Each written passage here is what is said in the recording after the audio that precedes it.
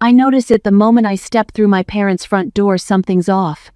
The air feels charged, like the stillness before a thunderstorm. Mom's smile stretches too wide as she takes my coat. Dad's handshake is a touch too firm. My sister Autumn practically vibrates with excitement, her eyes darting between our parents with that conspiratorial gleam I've known since childhood. I've learned to trust my professional instincts over the years. Earlier this week, Dad's unusually probing questions about my clinic's quarterly profits had set off a silent alarm in my mind. "Sierra, honey, so glad you made it." Mom guides me toward the dining room where Sunday dinner awaits, her hand pressing against my back with unusual insistence. The table looks perfect, of course. Mom's best Lenox bone china, the crystal glasses that only appear for special occasions, and a centerpiece of white hydrangeas and silver dollar eucalyptus. Whatever this is, they've planned it carefully. I take my usual seat across from Autumn, whose smile is no longer the mischievous grin of a child with a whoopee cushion. Instead, she looks at me with a soft, curated sympathy that makes my skin crawl. Dad carves the herb-crusted prime rib with practiced precision while Mom distributes garlic chive smashed Yukon Golds, charred broccolini, and those sourdough brioche rolls I've loved since childhood. That's when I spotted a manila folder tucked beside Dad's plate, its corner peeking out from under his napkin. My stomach tightens. "How's the clinic?" Mom asks, her voice artificially bright. "Still working those crazy hours?" "Business is good." I keep my answer simple, watching Dad's eyes flicker toward the folder. "We've increased our patient load by 20% this quarter." Autumn reaches across the table, squeezing my hand with a warmth that feels almost real. Sigh, "You look exhausted. All those clinical hours are draining the life out of you. You've built this amazing thing, but it's so technical. It needs a soul. Someone needs to handle the noise so you can just breathe again." The pieces click together in my mind, a puzzle I wish I couldn't solve. Dad clears his throat, setting down his fork with a deliberate clink against the fine porcelain. "Sierra, we've been thinking about the future of your clinic." I freeze mid-bite, the food turning to sawdust in my mouth. Mom jumps in smoothly, as if they've rehearsed this. "Family businesses need family management, dear. Your father and I have been discussing how to keep healing hands in the family long-term." "It's not a family business," I say carefully. "I built it myself." "With our support," Dad counters, reaching for the folder. "And now Autumn has an excellent proposal that will benefit everyone." My sister straightens in her chair, preening with a helpful air. "I've worked up a business plan to become your practice manager. I'd handle all the boring paperwork while you focus on patients. I'm only asking for a 25% profit share, which is truly reasonable considering the rhythm and vibrancy I'll bring to that quiet office." My heartbeat pounds in my ears. This isn't a casual Sunday dinner, it's an ambush wrapped in sisterly concern. Memories flood back unbidden. Double shifts at the hospital cafeteria during physical therapy school, sending money home to help Autumn through her freshman year of college, while I ate ramen in a studio apartment with furniture rescued from curbsides. Midnight study sessions after 4-hour clinical rotations. The $187,000 LAR in student loans that still drain my checking account each month. "I already have a clinic manager," I say, surprised by the steadiness in my voice. Mom waves her hand dismissively. "But Autumn is the real people person. Autumn was the heart that made people actually want to stay. She's the one with the Bennett charm, Sierra." I remember. Just like I remember Dad dismissing my academic honors at graduation, "Book smarts don't build practices, Sierra," while photographing Autumn in my cap and gown because she looked more the part. I remember Autumn's temporary help at the front desk last summer that resulted in unauthorized discounts to her friends. The weeks I spent apologizing to patients after her scheduling mix-ups left some waiting 3 hours, and others turned away entirely. "May I see what you've prepared?" I ask, nodding toward the folder. Dad slides it across the table with a satisfied smile. "It's already been drawn up by my attorney. It just needs your signature." "I can start tomorrow." Autumn claps her hands together. I already have ideas for redecorating your office to make it less clinical. I take a deliberate sip of water, the cool liquid doing nothing to ease the tightening in my chest. I set the glass down, centering it precisely on the coaster. Then, with slow, measured movements, I push back from the table. "I'll be right back," I say, my voice flat and unreadable. I don't wait for a response. I walk out the back door, the evening air hitting me with a sharp, refreshing chill. My car sits in the driveway, a dark silhouette against the manicured lawn. I retrieve the portfolio from the passenger seat, the heavy, familiar weight of my professional life, and head back inside. The dining room still smells of roasted garlic and seasoned butter, a scent that usually spells home, but as I step back into the light, the aroma feels cloying, almost suffocating. My appetite is gone, replaced by a cold, sharpening focus. I slide back into my seat, the work tote settled on my lap. "I'd intended to bring a vintage Cabernet tonight," I say. My voice has taken on a rhythmic, boardroom calm. But as it turns out, I think I brought something else instead. My father's confident smile begins to fray at the edges. The room goes brittle as I reach into the bag and withdraw my leather portfolio. I let the light catch the grain of the hide, the supple, expensive saddleback leather I'd splurged on the moment the Denver sports medicine contract was finalized. It's more than just a folder. It's a silent, tactile reminder of every success I've carved out for myself without a single hand from them. I lay it on the table between us. The click of the brass clasp is the only sound in the room, sharp as a closing door. I signed a management services agreement with Colorado Healthcare Partners. I tap the top page where their corporate logo sprawls across the letterhead. They're managing all administrative aspects of Healing Hands going forward. Dad reaches for the papers, his brow furrowed. "You can't make decisions like this without consulting family." "Actually, I can." I slide another document toward him. "I've highlighted Section 4.3 for your convenience. No family members may be employed in management positions without unanimous board approval. The board consists of myself and 2 partners from CHP. Autumn's face flushes crimson. "You did this on purpose." "I made a business decision. I maintain eye contact with my sister, refusing to look away first, one based on previous experience. My partners and I have performed a deep dive audit of last summer's operations, and the findings were non-negotiable." Mom reaches across the table, her fingers stopping just short of touching mine. "Sierra, honey, everyone makes mistakes when they're learning." These weren't learning mistakes. I stand slowly, finding unexpected power in towering over my seated family. These were careless choices made by someone who thought rules didn't apply to her. I have a responsibility to my staff and my patients to ensure that never happens again. The stunned silence feels like vindication. Their expressions shift from entitled certainty to uncomfortable shock. "While I covered your healthcare needs, I was eating ramen noodles to make my student loan payments. I worked double shifts at the hospital cafeteria to help fund Autumn's freshman year, when you said you couldn't afford both our educations simultaneously. I lock eyes with my father. I slept on treatment tables when I couldn't afford both rent and malpractice insurance. My staff witnessed Autumn's summer of chaos, staying late to fix her mistakes while she posted social media photos from rooftop happy hours. They know the truth behind the Bennett family dynamics. My mentor warned me years ago that family and business mix like oil and water," I say, remembering Dr. Sterling's concerned expression when she caught me crying in the supply closet after my family missed my clinic's grand opening. I should have listened sooner. I gather my documents with deliberate precision, sliding them back into my portfolio, in the exact order they'll be needed if this conversation escalates further.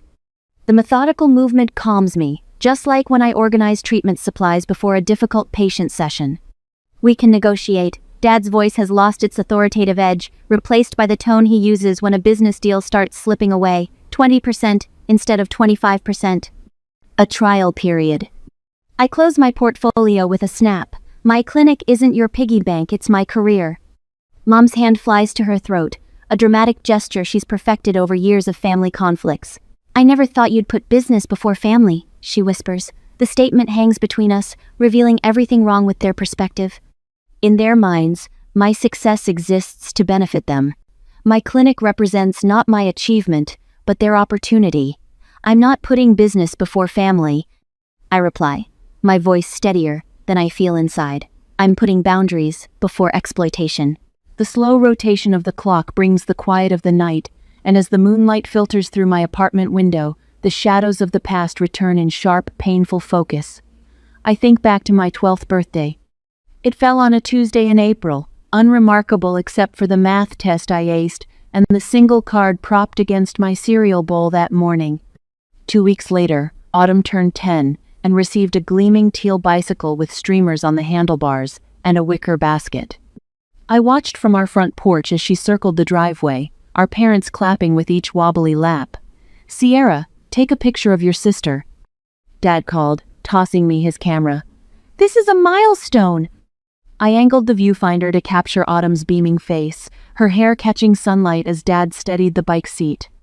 Mom waved a handkerchief like she was sending off royalty. "Remember when I got my first bike?" I asked later, helping Mom with dishes, while birthday cake crumbs still dotted the kitchen table. She paused, sponge suspended. "You were a practical child, Sierra. You always wanted books instead." But I hadn't. I'd circled bikes in catalogs for 3 years running. High school graduation brought academic honors, valedictorian, science medal, a full academic scholarship. The auditorium buzzed with proud parents clutching bouquets and cameras. Mine arrived 7 minutes after my speech, slipping into back row seats as I returned to mine. Traffic was terrible. Mom whispered when they found me afterward, empty-handed. "But we're here for Autumn's dance recital tonight. You're coming, right?" The pattern repeated through college. My dean's list certificates arrived by mail at our family home, while I worked double shifts at the hospital cafeteria. The envelopes remained sealed on the kitchen counter for weeks. 4 years after graduation, I was hunched over my laptop at midnight, the clinic dark except for the glow from my office. Loan statements glared from the screen. $187,000 remaining, a monthly bill that made my actual rent look like an afterthought. Meanwhile, I'd just sent $1,200 to Autumn for her latest temporary housing crisis, her 4th job change in 2 years. My own apartment remained furnished with roadside rescues, a coffee table with uneven legs, a sofa that smelled faintly of previous owners no matter how much I cleaned it. The sound of my stomach growling echoed in the empty clinic. The bank manager's voice still rang in my ears from that morning's appointment. "Without a cosigner or additional collateral, Miss Bennett, we simply can't approve this business expansion loan."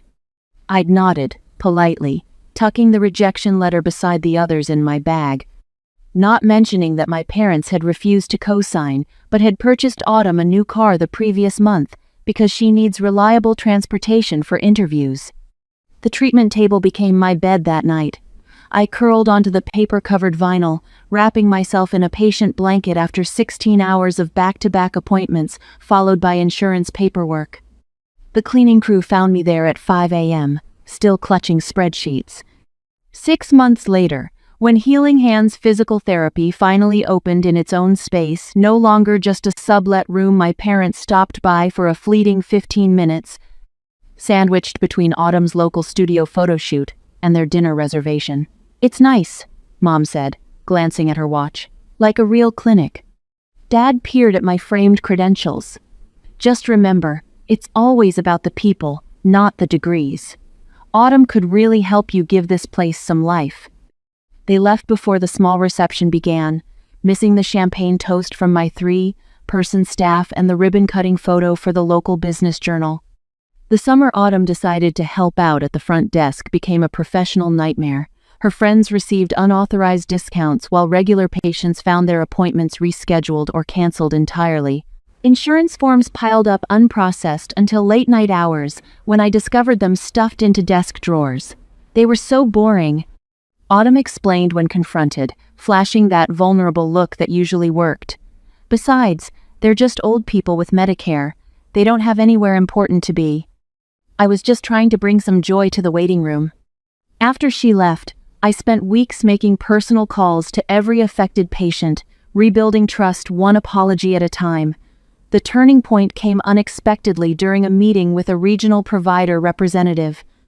The stern-faced woman across my desk had rejected our previous 3 claims submissions. Miss Bennett, your documentation simply doesn't meet our standards for... I slide a folder across the desk, interrupting her practiced rejection. These are revised protocols I developed specifically addressing your guidelines. I've cross-referenced each treatment code with your latest manual. Her eyebrows rose as she flipped through meticulously annotated pages. You did this yourself? Every night for 3 weeks. Her assessment was blunt. Most providers just argue or give up. 3 days later, the insurance company approved our entire claims backlog. Within months, physician referrals increased as word spread about our exceptional documentation and outcomes. The first profitable month arrived after 2 grueling years. I stared at the accounting software late one night, verifying the numbers 3 times before allowing myself to believe them. No one was there to celebrate with me, but for once, the silence felt like power rather than abandonment. I realized something profound as I lock up that night. My invisibility has become my superpower. While my family focused on Autumn's charm, I built something substantial in the shadows. The skills I developed through years of self-reliance, persistence, precision, strategic thinking now serve as the foundation for my growing business. Carol, my clinic manager, proved this theory when she declined a hospital position offering significantly more money to stay with Healing Hands. She told me, I've worked in healthcare for 30 years, Sierra. What you're building here is special. When Autumn's scheduling disasters created chaos, my staff stayed late without complaint, ordering pizza and tackling the backlog together. We've got this. Thatcher, my lead therapist, assured me as midnight approached. Your sisters, interesting, but we're a team.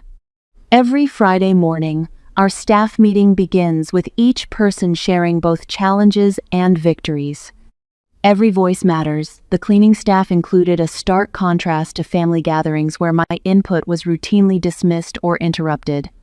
The call from the medical director comes on an ordinary Tuesday afternoon. We've been watching your outcomes data, she says without preamble. Our orthopedic department wants to discuss a specialized treatment partnership. That evening, we gather in the clinic after hours, not for emergency rescheduling but for celebration. 9 people now instead of the original 3, toasting with plastic cups and grocery store cake. To Sierra, Carol calls out, who saw possibilities while everyone else saw limitations. In the quiet after everyone leaves, I gently lift my first business license from its frame, tracing the embossed seal with my fingertips.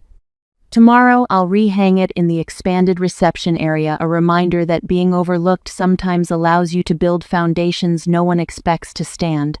By the time the autumn leaves begin to swirl against my office window, the clinic has taken on a new life of its own. My corner office offers a panoramic view of Denver's skyline, though I've positioned my desk to face the treatment floor instead. Through the glass wall, I watch Meredith guide a patient through post-stroke exercises. Meredith's patience mirrors what I strive for with every patient, something my family never understood about healing. The contrast between my modest office and our state-of-the-art treatment areas isn't accidental. While patients deserve cutting-edge equipment, I've learned to function perfectly well with a second-hand desk and simple chair. Every dollar saved is reinvested where it counts. I straighten the original Healing Hands therapy sign mounted on my wall, salvaged when we expanded last month, from 3 treatment rooms to 15. From me alone to a team of 15 therapists who share my vision of patient-first care. My phone vibrates for the 3rd time today. Mom again. I silence it without looking at the message. It will be like yesterday's. Just checking in, honey, with a thinly veiled question about clinic operations or subtle mention of Autumn's latest unemployment crisis. The calls increased after I refused their dinner invitations for 6 consecutive weeks. Mom cycles between guilt, we never see you anymore, and false business interest. Dad attempted to contact my accountant directly last week, thankfully warned by my advance call explaining the situation. Their most desperate move came yesterday when Autumn appeared unannounced during our busiest afternoon, waving a folder of marketing ideas that required her full-time employment. Vance, my front desk manager, followed protocol exactly, offered her a seat in the waiting room, and called me immediately. I didn't interrupt my patient's session. The afternoon sun warms my face as I open my laptop, reading the email I've drafted, deleted, and rewritten 14 times. It's measured, precise, and absolutely necessary. To my family. As I have already told you, after careful consideration, I'm establishing professional boundaries regarding Healing Hands therapy. The clinic remains closed to family employment or management input. All treatment services will be billed at standard rates. Business discussions are limited to my management team. I remain open to rebuilding our personal relationship separate from my professional life. Sierra. My finger hovers over send as my office door opens. Carol appears with 2 steaming mugs. Thought you might need reinforcements, she says, placing a coffee beside my laptop. I saw the social media post. I raise an eyebrow. Carol slides her phone across my desk. There's my mother's profile, featuring a photo from my clinic's opening day. It's a repost of an old photo from my own feed, one she wasn't even in. So proud of my daughter Sierra's vision with Healing Hands therapy. We've always believed in her healing touch. Proud mama. Family business. The timestamp shows it was posted 20 minutes ago. The hashtag is interesting, Carol says carefully. Family business, the words taste bitter. I click send on my email. They've never paid $1 toward this clinic, never worked an hour here, never believed it would succeed until it did. Community's noticing the disconnect, Carol says. Dr. Reynolds mentioned it last week when he referred that complex shoulder case. I look up, surprised. Said he always sends patients here because you built something genuine, not handed down or gifted. Carol taps my original business license frame. Said he appreciates how you acknowledge your team, instead of bragging about your background. Which reminds me. I say, pulling up another email. The scholarship fund is approved. Starting next semester, we'll support 2 physical therapy students with demonstrated financial need. Carol smiles. Your mother called that wasteful charity when she overheard us discussing it. Exactly why it matters. I stand, stretching tired muscles. Any news from the accountant about their latest inquiry? Your father tried charm, then intimidation. Eventually left when Denise mentioned potential harassment charges. Carol's expression softens. There's something else. She pulls a handwritten note from her pocket. Your mother stopped by during lunch. When I explained you were at the Children's Hospital Clinic, she left this. The envelope bears my name in Mom's perfect cursive. Inside, tear-stained paper, contains desperate pleas about family misunderstandings and missing my daughter. The final line requests a family meeting to heal old wounds at their house. Naturally, on their terms. My phone chimes with a text from Autumn. Miss you, big sis. Can we talk? Just us? I promise I just want to help. Carol watches me process these latest maneuvers. Your father's letter arrived in yesterday's mail too, very formal, suggesting family mediation with his attorney present. I laugh without humor. The tables have turned, their friends are asking questions. Community members are noticing discrepancies between their claims and reality, animality. Through the window, I watch 2 therapists I hired from disadvantaged backgrounds guiding patients with the skill and compassion I'd fostered in our clinic culture. The afternoon sun illuminates our expanded treatment floor. What will you tell them? Carol asks. I place the note in my desk drawer, joining other manipulative family communications I've documented meticulously. When they're ready for a relationship that doesn't involve exploiting my success, I say, I'll listen. Until then, my priority is protecting what I've built. In the waiting room beyond my office, I notice a familiar face, one of Autumn's friends, who received unauthorized discounts last year. Today, she waits patiently, insurance card in hand, respect in her expression where entitlement once lived. The facade is crumbling. 2 weeks later, the morning air carries the scent of fresh coffee and possibility as I arrive at Cornerstone Cafe 20 minutes early. My chosen battlefield-neutral territory, with just enough ambient noise for privacy without isolation. I select a corner table with clear sightlines to both entrances and settle into the chair facing the door. Old habits from years of watching for their approval.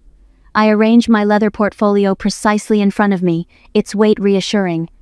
Inside rests every text, email, and financial record, documenting our entangled history. Can I get you something while you wait? The barista approaches with a genuine smile. Notepad ready. Just black coffee, thank you. My voice sounds steadier than I feel. The ceramic mug arrives moments later, steam rising like the tension in my chest. Through the window, I spot them walking from the parking lot. Dad's shoulders square beneath his golf polo, Mom fidgeting with her pearl necklace, Autumn's confident stride betrayed by her nervous glances at our parents. The bell above the door chimes as they enter. The moment they spot me, their expressions shift subtly. Dad's jaw tightens, Mom's smile freezes. Autumn's eyes narrow at the portfolio before me. Sierra, honey. Mom reaches to hug me, but I remain seated, forcing her to awkwardly pat my shoulder instead. This is cozy. We would have preferred dinner at home, Dad says, settling into the chair opposite mine. Family matters should be discussed privately. This isn't just a family matter. I tap my finger on the portfolio. This concerns my business. Autumn slides into the chair beside Dad, her perfume overwhelming the coffee aroma. She looks at me with wide, pleading eyes. Sigh, I brought a box of artisanal donuts. Look, I'm trying here. I realized I came on too strong. I just want us to be a team again. A waitress appears, takes their order, and disappears with practiced efficiency. The moment she's gone, Dad leans forward, hands clasped on the table. Blood is thicker than water, Sierra. His voice drops to that authoritative tone he used when I missed curfew at 17. Family stands together, especially in business. Mom reaches across to squeeze my wrist. We've always been proud of you, sweetie. Always. Your father and I tell everyone about our brilliant daughter, the doctor of physical therapy. Autumn adds with surprising accuracy before launching into her rehearsed speech. Speaking of which, I've been thinking about our last conversation. I've drafted a new proposal. A consulting arrangement. 3 days a week. I can handle the social media and corporate outreach while you stay in the back with the patients. It's what I'm good at, see? Let me help you shine. I take a deliberate sip of coffee, letting the bitter warmth fortify me. Before we discuss any proposals, there's something you should know. My new management partners at Colorado Healthcare Partners have a strict, no-conflict policy regarding personnel. The mention of my partners causes all three to stiffen. They've been reviewing our books, I continue, opening the portfolio to show a neatly organized spreadsheet. And they've flagged some significant outstanding liabilities.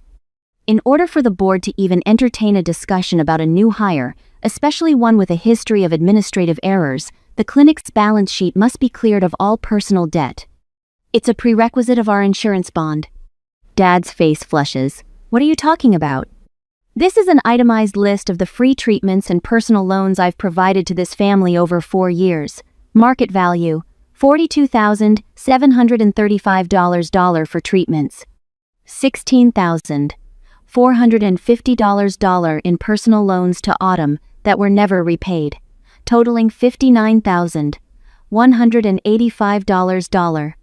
Dad stares at the number as if it's a foreign language. We don't have $59,185 just sitting around, Sierra, and we shouldn't have to pay for family care. I expected that, I say, my tone as cold and professional as the marble tabletop. And that is exactly why the conversation about Autumn joining the staff is over. My board will not approve the hiring of an individual who owes the company nearly $60,000. It's a basic matter of financial ethics. The debt is a permanent barrier to her employment. The silence stretches between us, punctuated only by the hiss of the espresso machine. I've used their own greed and their own family business logic against them. You've been watching us. Autumn's voice carries a note of betrayal. I've been paying attention. I meet her gaze steadily. I also have screenshots of the Facebook posts mentioning our clinic. My partners were very concerned about potential trademark infringement and unauthorized claims of ownership. Mom's face pales. Sierra, it's just expressions of pride. Is it? I withdraw another document. This is Dr. Reynolds' email asking why Dad contacted him about partnership opportunities for the clinic. Dad's businessman mask slips. You can't possibly expect us to pay that back after all you've what? I cut him off, voice level but firm. After you missed my doctoral hooding ceremony? After you told Dr. Wilson I was playing at businesses until I found a husband? After you dismissed my clinic opening as just another job? I place my palms flat on the table, steadying myself. These are my terms for any future relationship. First, my business decisions are mine alone. No input, no suggestions. Second, any treatments for family will be billed at standard rates. Third, no more describing yourselves as partners or owners. Mom's artificial composure crumbles, tears welling in her eyes. You can't mean this, she whispers. We're family. Family respects boundaries, I answer. Family celebrates achievements, instead of trying to claim them. Dad's face darkens with frustration. This is absurd. We never thought you'd actually succeed on your own. We were trying to help secure your future by giving you Autumn's personality to lean on. The truth slips out so easily. They never believed in me. Autumn's carefully constructed mask falls completely. It's not fair. She hisses. You get everything. The respect, the title, the business. What about me? I'm stuck in a cubicle while you play hero in your precious clinic. There it is, the raw envy beneath the manipulation. I close my portfolio with a decisive snap and stand. I built everything I have while supporting this family emotionally and financially. I'm not playing at anything, and I'm done being invisible. I leave exact change for my coffee on the table and walk away. Behind me, I hear Mom's quiet sobs, Dad's harsh whisper to Autumn, the scraping of chairs, but I don't look back. For the first time in my life, I'm moving forward without checking if they approve. The slow rotation of the seasons has brought me to this afternoon, where a full year later, the light paints golden highlights across the Denver skyline outside my window. The view before me mirrors the transformation within. Dr. Bennett, your 3 o'clock is ready. Melissa, my lead therapist, appears at my side, clipboard in hand. It's Mrs. Abernathy's final session. I smile, genuine warmth spreading through my chest. The waiting room bustles with activity, a stark contrast to the cramped space where I began. Now, patients sit in comfortable chairs beneath framed community service awards that have joined my original business license on the wall. The waiting list for new patients stretches 2 months out, a testament to the reputation we've built. Mrs. Abernathy, an elderly woman with bright eyes and a spine curved from decades of hard work, beams as I enter the treatment room. There she is. She announces to no one in particular, the miracle worker herself. I laugh, setting her chart aside. The miracle was your dedication to the home exercises. Nonsense. She waves a weathered hand. My grandson says you're the best in Denver, and that boy researches everything. As I guide Mrs. Abernathy through her final stretches, I catch my reflection in the treatment room mirror. The tight shoulders and defensive posture that once characterized my stance have softened. I stand taller now, grounded in my worth. Later, I welcome 3 new graduates to my mentorship program. They gather around the conference table, eyes bright, with the same determination that once fueled my midnight study sessions. The most important thing I can teach you isn't a technique. I tell them, perching on the edge of the table, it's knowing your value. In this profession, you'll give constantly. Make sure what you're giving is respected. After they leave, I review the latest figures for our pro bono program serving underserved patients. The initiative now comprises 15% of our practice, a percentage that would have terrified me last year but now fills me with purpose. My phone buzzes with a text from Leah, my closest friend and leader of our professional women's support group. Ready for tonight? Your turn to share. A flutter of nervousness dances through my stomach. Tonight marks the first time I'll publicly share my full journey, family struggles included. The thought both terrifies and liberates me. Before leaving, I check my personal email. Mom has sent photos of her volunteer work at the community garden, her 3rd message this week that doesn't demand anything from me. Small steps, but genuine ones. Dad's name remains absent from the sender list. Some wounds need more time than others. A separate email contains a job announcement from Autumn, her first position at a corporate office with no connection to my clinic. The message lacks her usual excessive exclamation points, a subtle sign of her growing independence. The evening sun casts long shadows as I arrive at Leah's home for our monthly dinner. We pass dishes family style, their laughter a healing balm. To Sierra, Melissa raises her glass. Who taught us all that standing your ground isn't selfish, it's necessary. As applause ripples around the table, I think of the scholarship I've established for students from challenging backgrounds, the boundary-setting workshop I'll lead next month, and tomorrow's launch of our specialized vestibular rehabilitation program. When dinner concludes, I step onto Leah's back porch. The mountains rise majestically against the horizon, steadfast and immovable, much like the boundaries I've learned to maintain. You look peaceful, Leah says, joining me. I am. I breathe deeply. I finally understand that I can heal my patients without sacrificing myself in the process. Tomorrow, I'll treat an elderly man with the same care I once lavished on family members who took without gratitude. The difference is, he'll look me in the eye and say thank you, and I'll know I've been seen. I'm Sierra Bennett. I whisper to the mountains, and I heal people who value the healing.